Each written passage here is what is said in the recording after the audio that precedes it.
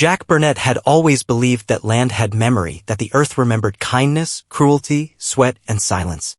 For over 3 decades, he'd lived by that principle on his 300-acre ranch on the outskirts of Cottonwood, Texas. Retired from his long, distinguished career as a government hydrologist, Jack had found solace in solitude, purpose in cattle, and freedom in open space. His life was measured not in hours or paychecks, but in acres of tilled soil, in the quiet rustle of prairie grass, in the rhythmic clang of his windmill against the distant hill. Out here, time didn't rush. It drifted. Each morning, Jack would rise before the sun crested the horizon, pour himself a cup of black coffee, and take his beat-up GMC out to the pastures. That land had been in his family for generations. His grandfather had worked it with horses and sweat, his father with tractors and stubborn grit. Jack took to it with equal reverence, tending it not just for profit but for preservation. His land was a delicate balance of grazing field, timberline, and marshy lowland, land he had meticulously catalogued and protected for decades. It was his legacy, his peace, and his final stand against a world that always seemed to move too fast. But that peace shattered on a quiet Tuesday morning in early spring. Jack had driven out to the northern edge of his property, the part closest to the county road, when he noticed them. Survey flags. Bright orange plastic markers stuck every 20 feet in a straight line, slicing through his pasture like neon scars. He stepped out of his truck, the gravel crunching beneath his boots, and crouched to examine one. It was labeled with a string of surveyor's code and coordinates, the kind he used to read with a glance. He frowned, scanning the horizon. More flags snaked into the distance.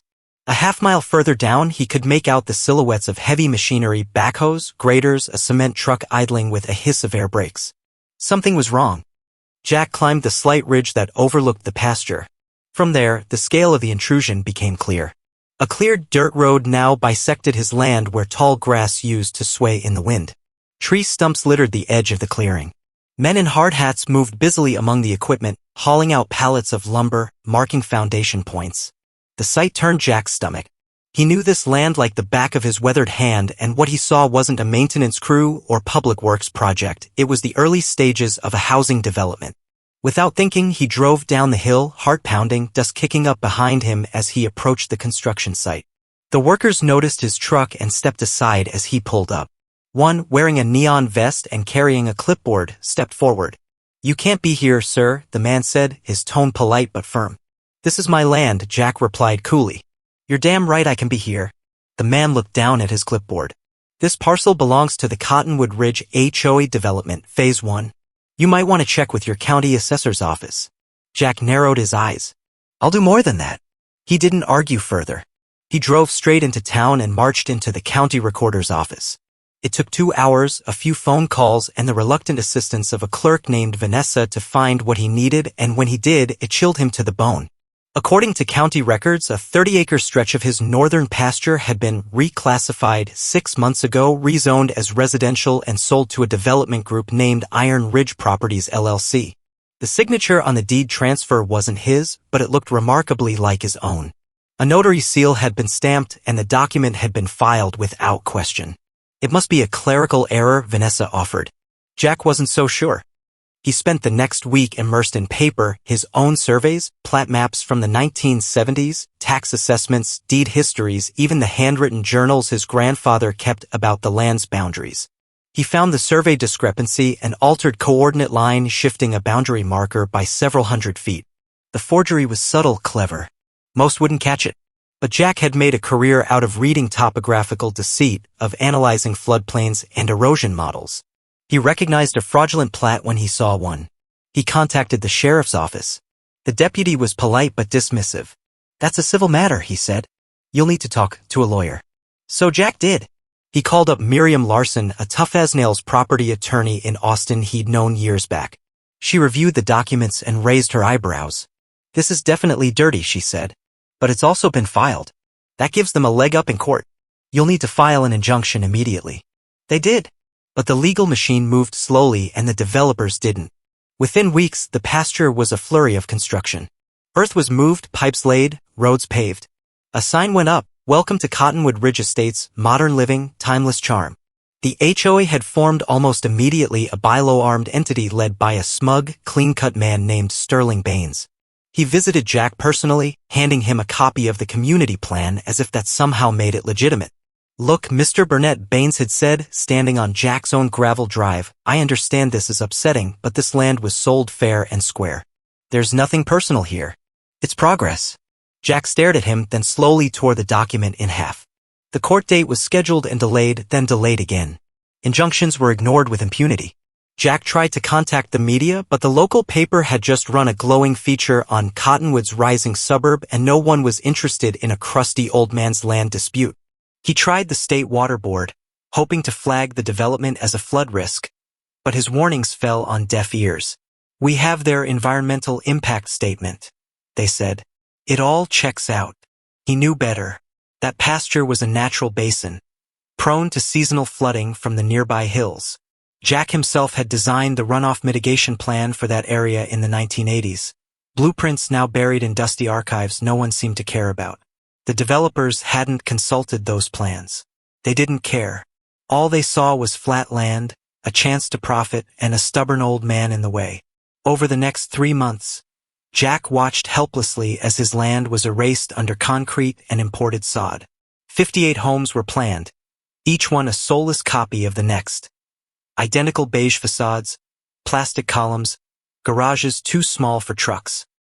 He would sit on his porch with binoculars, watching the cranes lift prefab trusses into place, the sound of nail guns echoing across what used to be his cattle grazing ground. His herd had to be moved to the southern pastures, disrupting their rotation. One of his older bulls broke a leg in the chaos. Jack had to put him down himself. He tried not to let the anger consume him, but it festered. Neighbors offered sympathy, but not action. "You'll win in court eventually," they'd say. "Just hang in there." But Jack knew better. Even if he did win, the damage would be done. The trees were gone. The grassland would never recover fully. And those homes? They'd never be torn down. Not in Texas. Not in this lifetime. It wasn't just theft. It was erasure. One evening, Jack stood at the fence line, staring out at the row of newly built houses, their porch lights glowing as the sun dipped below the hills. Kids laughed in backyards that were once part of his grandfather's hayfield. Sprinklers hissed over imported bluegrass. A woman walked by with her golden retriever, waving politely at him. He didn't wave back. Inside, Jack dusted off his filing cabinet and opened the bottom drawer. Buried beneath old maps and contracts was a thick manila folder labeled Flood Mitigation, Cottonwood North. He flipped it open, the pages brittle but legible. Hand-drawn diagrams, pressure calculations, channel layouts. At the center of it all was the Old North Channel, a concrete line diversion path designed to redirect hill runoff toward a now-defunct retention basin. It hadn't been used in years, but it was still there, intact, hidden.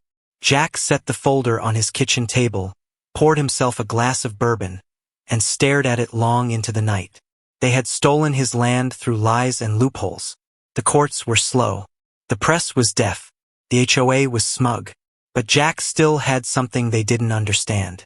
He knew the land. And the land remembered. The spring rains had come and gone.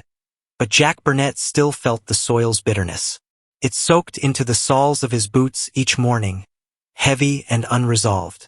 Months had passed since the developers overran his northern pasture with their cookie-cutter homes and manicured lawns. But Jack hadn't let go of the betrayal.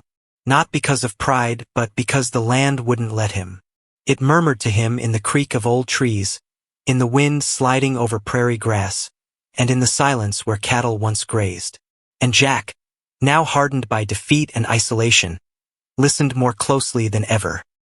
He began spending long hours in his old barn, not tending to animals but to memories. The place, once a hub of activity with stacked hay and oil-stained tools, had become a war room. Piles of old maps were spread across makeshift tables.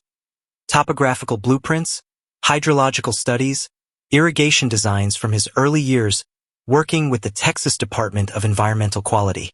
Most were yellowed and brittle, but his hands were steady, the way they always were when handling things that mattered. He was looking for something, a weakness, not in the land but in what had been built upon it. Jack knew the developers hadn't done their due diligence. They hadn't looked beyond their doctored plats or bribed signatures. They certainly hadn't read the decades-old flood risk assessments.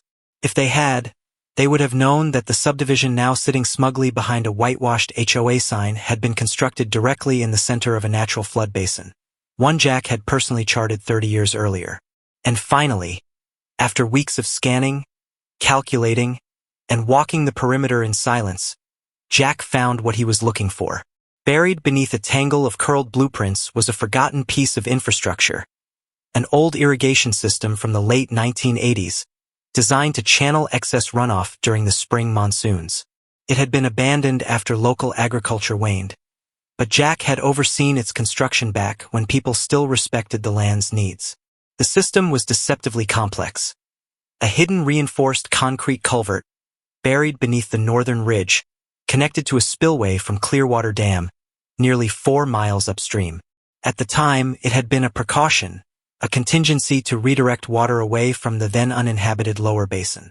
The last official mention of it was in a 1991 City Council transcript. After that, it faded into bureaucratic amnesia, but Jack remembered every inch of it. The inlet still existed, hidden behind a rusted maintenance hatch obscured by overgrowth and briars.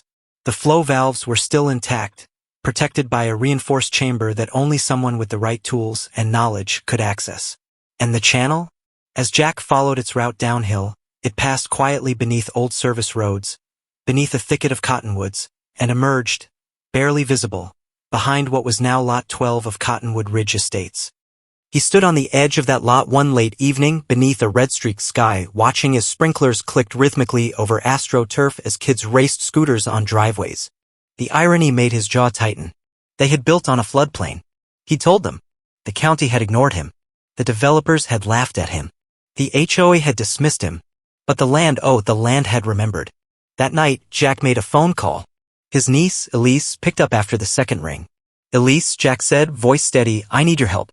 Elise Morgan was one of the few people Jack trusted without reservation. A civil engineer with a specialty in water management, she had inherited the Burnett grit and fused it with sharp academic excellence. She had worked on dam retrofits across the Southwest and had been vocal about unethical land development policies. When Jack told her what had happened, how his land was stolen, how the system he once helped build had been paved over by swimming pools and SUVs, she didn't ask him why. She asked him when she should come. By the weekend, she was standing with Jack on the ridge above the subdivision, tablet in hand, flipping through scanned versions of the old diagrams.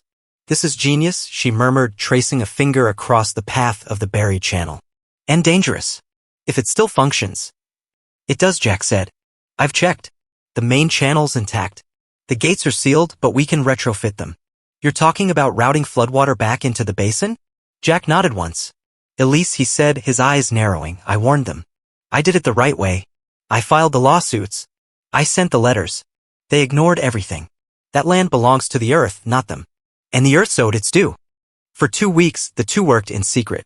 Elise used her firm's remote tools to survey the underground piping through ground-penetrating radar, confirming what Jack had already suspected: the reinforced channel still ran clear. They disguised their repairs as routine maintenance. Elise borrowed equipment under her license and ensured nothing traced back to Jack. Jack, meanwhile, began retrofitting the channel's intake mechanism, replacing rusted valves, reinforcing flow joints with quickset hydraulic cement. He cleared debris from the overflow chute and repaired the control chamber. It was slow, meticulous work, often performed at night or under overcast skies when the neighborhood couldn't spot his activity. By the 3rd week, the system was ready. The main lever, once rusted shut, now moved smoothly under Jack's grip. The pressure gauges held steady, indicating the structure could still withstand a moderate surge. "Now we wait," Elise said. "You can't trigger this without a natural push. Otherwise, they'll come after you with everything." Jack agreed. He wouldn't cause the rain. He would only respond to it.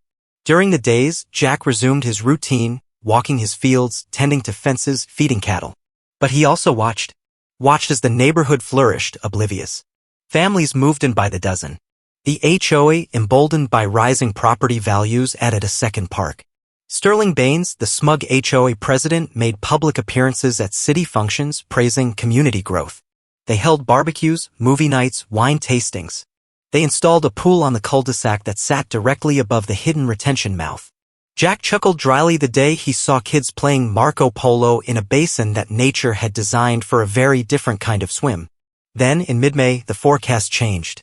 A massive cold front collided with Gulf moisture over the Texas Hill Country. The meteorologists called it a high-precipitation event. Jack called it fate. The models showed 3 to 5 days of steady rain with potential flash floods in the lower plains. The conditions, he knew, would push the Clearwater Dam to release overflow through the auxiliary gates. Jack checked the pressure valves. He walked the full length of the channel twice. He stood at the intake hatch and watched the first droplets of rain ripple across its metal lid. And then he waited. On the second day of rain, the runoff began. A thin stream trickled into the intake, gurgling through the valve box. The gauges blinked green. Jack flipped open the access panel and monitored the upstream pressure. It was rising steadily. By day 3, the storm intensified. The roads turned slick. Local news urged drivers to stay home. Cottonwood Ridge HOA sent out cheerful emails advising residents to enjoy the rain with indoor board games. Pool parties were postponed. But no one suspected danger. After all, the subdivision sat on elevated land as the Iron Ridge brochures had claimed. The developers hadn't mentioned that elevation was just a poorly compacted fill above a depression in the watershed. On the morning of the 4th day, Elise called from her hotel in town. "They're opening the secondary gates at Clearwater," she said. "You should see full flow within 12 hours. Jack nodded. He didn't speak. He went to the barn. Rain lashed the roof in sheets.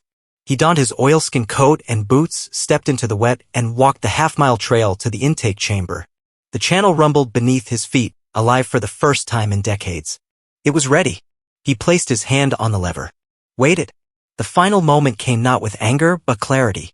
They had stolen from him. Not just acreage, but history. Generations of labor, integrity, connection. They had mocked his warnings, dismissed his evidence, and laughed at his legacy. And now, with the floodplain returning to its purpose, they would remember that the land answers to no deed and no HOA. He pulled the lever. There was a deep metallic groan, followed by a sudden rush of pressure as the sluice gates opened wide.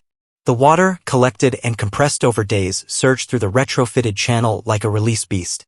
It coursed through concrete veins, through the darkness, beneath the cottonwoods and cul-de-sacs, until it emerged, unstoppable, into the center of Cottonwood Ridge. Jack walked back in silence, the first roars of chaos already echoing across the fields. And he did not look back. The sky had brooded for days, swollen with thunderheads that rumbled like distant drums of war. Jack Burnett stood on the edge of his barn, weathered hands gripping the railing as he watched a new wave of dark clouds roll in from the west. His eyes scanned the horizon, not with anxiety, but with the focused anticipation of a man who had waited years for this moment. For nearly a week, the rain had pounded the valley. The land, saturated beyond its ability to hold, was teetering on the edge of deluge. And today, Jack was ready to tip it over. Behind him, in the belly of the barn, sat the control lever, an unassuming piece of rusted iron attached to a system of sluice gates, redirection valves, and culverts dating back generations. Most of the town didn't even know the old Burnett flood diversion system still existed. They thought the concrete channels beneath the land had collapsed or filled in with silt decades ago. That's what the developers claimed when they submitted their building permits. That's what the HOA insisted when Jack tried to warn them. But the truth was far simpler. The system had been deactivated, not destroyed. Jack had spent months restoring it, quietly repairing the buried aqueducts, cleaning the hidden spillways, and preparing the forgotten retention basin that lay just a few hundred yards behind the new subdivision. Cottonwood Ridge, they called it. 58 homes built on Jack's ancestral land, seized through fraudulent eminent domain and rezoned without so much as a consultation. The HOA had poured concrete where there once were wild creeks, paved driveways where deer used to graze, and built swimming pools atop spring-fed marshland. They laughed at Jack's warnings. They ignored his pleas. They posted signs that said private property on ground that was never theirs to claim. Now, with the rain tapping like fingers against the tin roof, Jack descended into the lower level of the barn. The storm had intensified overnight, gutters overflowing, ditches bubbling with runoff. He pulled open the metal hatch covering the control box. The machinery groaned in protest, but it was sound. Jack had double-checked every joint, every pipe, every angle of slope. The basin was full, the channels were primed, and gravity was on his side. He grasped the iron lever, slick with condensation, and pulled. There was a dull clunk, followed by a rush of movement like a great beast stirring from its sleep. Beneath the ground, water surged forward, redirected from the hills into the ancient conduit system. For the first time in decades, the stormwater didn't head north toward the creeks, it turned south, funneled into the buried waterways that ran beneath what was now Cottonwood Ridge. Within minutes, the pipes groaned to life and water burst from disguised culverts hidden in the tree line. Jack returned to his porch and watched. The transformation began slowly. A trickle in the gutter swelled into a rushing stream. Storm drains along the new development's outer roads began to overflow. The manicured lawns, each trimmed with artificial grass and rimmed with concrete pavers, became marshy. Drainage ditches, insufficient and poorly planned, clogged within minutes. By the time the first sump pump failed, the neighborhood's fate was sealed. At 2 a.m., a homeowner named Cheryl Montgomery awoke to the sound of water slapping against her sliding back door. She stepped into ankle-deep water in her hallway. Her security system blinked red. In the distance, someone screamed. By 2:30 a.m., streets resembled canals and trash bins floated like buoys down Maple Grove Lane. Luxury sedans bobbed in driveways. Garages were inundated. Basements became indoor swimming pools. At 3:15 a.m., the HOA president, Sterling Baines, wearing nothing but a silk bathrobe and fury, clambered onto his rooftop and began screaming into the void. Jack, sipping hot coffee on his porch several hundred yards away, could see the flicker of smartphone lights and hear the growing panic. A neighbor tried to canoe down the road using a storage tub. Someone else flew a drone overhead and live-streamed the entire event. Social media exploded. By sunrise, the video of Sterling yelling from his roof had gone viral. "You'll pay for this, Burnett," he shrieked in one frame, standing soaked and disheveled while a CNN news chopper hovered overhead. But Jack didn't flinch. He stayed calm, just as he had planned. When county officials arrived by noon, they found chaos. FEMA representatives arrived by dusk. All 58 homes in Cottonwood Ridge were declared disaster-impacted. Reporters flooded in. A once idyllic suburban community, one anchor declared dramatically, reduced to ruins by what experts are calling an unprecedented flash flood event. But not everyone was so convinced it was natural. Questions emerged quickly. How did the water get so high so fast? Why were there no flood warnings? What happened to the drainage system? That was when Jack stepped forward, not boasting, not gloating, just quiet and measured. He walked with a clipboard of documents, copies of original floodplain maps, hydrological surveys, and county infrastructure blueprints dating back to 1964. He answered questions politely. These homes were built on a known watershed, he told reporters. The runoff diversion system functioned exactly as it was designed to. No sabotage, no tampering, just gravity and rain. But the reporters weren't the only ones asking questions. The insurance companies balked. Undisclosed environmental risk, they claimed. Homeowners were told their policies might be void due to false disclosures during escrow. Developers pointed fingers at the HOA. The HOA blamed the city. And the city turned around and quietly began digging through archives, searching for anything that might protect them from what was clearly a colossal failure of oversight. Meanwhile, Jack's property remained dry. His farm, positioned on slightly higher ground, had absorbed only minor water. His new wildflower berms and bioretention swales, designed with Elise's help, had held strong. When FEMA inspectors asked why his land was unharmed, Jack simply said, "I know the land, and I respect it." That night, back at the barn, Jack met with Elise in the same room where the lever still sat, now relocked and secured. The air still smelled of stormwater and oil. "They'll come for you," she said, voice low. "They'll say you engineered this." "I didn't engineer anything," Jack replied. "I maintained a legacy flood system that worked exactly as it was built. If they want to press charges, I'll show them every county permit, every inspection waiver, every ignored letter I ever sent. Let them explain why they built 58 homes over a protected drainage basin." Elise nodded. Then we moved to Phase 2. Phase 2 was documentation, thorough, airtight, and already underway. Elise had scanned every historical document they'd gathered over the past year and stored them across multiple encrypted backups. They organized satellite imagery showing progressive encroachment onto Jack's property. They compiled emails from developers brushing aside hydrological reports.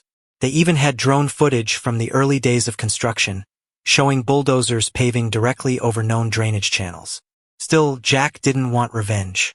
He wanted accountability. He didn't want to ruin anyone's life, only to make it impossible for someone like him to be steamrolled again. And so, as the neighborhood struggled to come to terms with its soggy ruin, Jack and Elise prepared to bring the truth to light. In the weeks that followed, news coverage changed tone. At first, Jack was portrayed as a suspicious recluse, maybe even a saboteur. But once the county records were examined and validated, and the real story surfaced, that a historic floodplain had been paved over without due diligence, public opinion shifted. The real scandal wasn't the flood. It was the conspiracy of silence surrounding the land's past. News anchors held up the floodplain maps Jack had presented. Experts weighed in. One hydrologist said bluntly on national television, "This flood was not a freak occurrence. It was the inevitable result of environmental ignorance and development greed." The HOA tried to fire back. Sterling Baines held a press conference, insisting Jack had activated the flood channels with malicious intent. But when asked whether the HOA had ever disclosed the historic drainage systems to homeowners, he floundered. One reporter asked him, "Mr. Baines, are you saying that Mr. Burnett maintained old flood infrastructure, but you didn't know it was there when your HOA approved development?" Sterling paused. That clip, too, went viral. Meanwhile, Cottonwood Ridge residents began organizing amongst themselves. A homeowners group, led by some of the more moderate residents, demanded the HOA board resign. Others filed a class action lawsuit against the developers and the city. Several even reached out to Jack, asking for help understanding what really happened. Jack agreed to meet them not as enemies but as neighbors. In the town library, he stood beside a corkboard filled with maps and records and explained how their homes had come to sit atop a disaster waiting to happen. He didn't yell. He didn't blame. He simply told the truth. "None of you should have been lied to," he said. "But I wasn't going to let my family's land die for someone else's profit." In that moment, some of them began to understand. The Great Soaking wasn't just an act of nature or vengeance. It was a warning, long ignored, finally answered. Jack hadn't unleashed the flood. He had released the truth.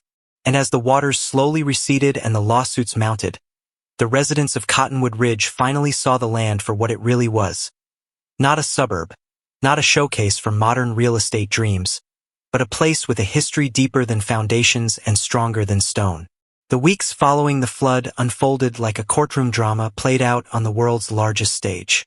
The once pristine development of Cottonwood Ridge now resembled a post-apocalyptic swamp, a monument to arrogance and negligence. But while the waters slowly receded from the ruins, a much deeper current had been set in motion. A tide of legal consequences, truth unburied, and justice long overdue. Jack Burnett, once the lone voice crying into the wilderness, now found himself at the center of a maelstrom of media scrutiny, legal inquisition, and long-denied vindication. The turning point began when the county's internal audit team released a preliminary report on the approval process for Cottonwood Ridge. The document, hastily compiled under pressure from both public outcry and media attention, revealed what Jack and Elise had long suspected. The land had been rezoned under fraudulent circumstances. Zoning maps had been altered quietly, behind closed doors, to eliminate the classification of Jack's land as part of the historic floodplain. Environmental impact reports had been rubber-stamped using falsified data submitted by a third-party consultancy with ties to both the developers and the HOA board. Permits had been expedited, ignored, or retroactively corrected. It was a network of backroom deals and silent nods, a machine of greed that ran on silence and shortcuts. But now every one of its gears was exposed and rusting in the light of day.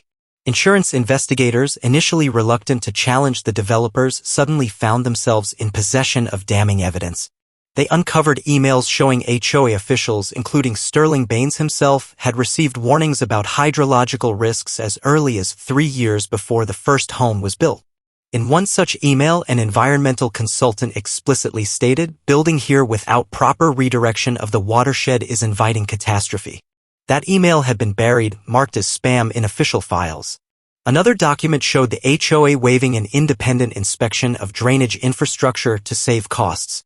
These discoveries gave the insurance companies an ironclad reason to deny all homeowner claims. Without insurance coverage, the residents of Cottonwood Ridge found themselves financially devastated, their homes declared uninhabitable and unsellable. Sterling's public facade cracked entirely under pressure. When reporters caught up with him outside the courthouse during a pretrial hearing, he refused to comment, shielding his face behind trembling hands. Elise, working tirelessly behind the scenes, coordinated with an investigative journalist from a respected environmental outlet. The journalist, a tenacious woman named Dana McAllister, was the first to publish a comprehensive exposé titled The Ridge That Shouldn't Exist. In it, she laid out the entire timeline, beginning with Jack's grandfather's land surveys, to the land's contested seizure, to the manipulated zoning committee votes, and finally to the flood. Dana's story was bolstered by maps, photos, scanned documents, and drone footage that Jack had stored for years. The article went viral, picked up by national outlets and read aloud on primetime news segments. Suddenly, the story wasn't about a mysterious flood. It was about systemic corruption, environmental ignorance, and one farmer's unwavering resolve.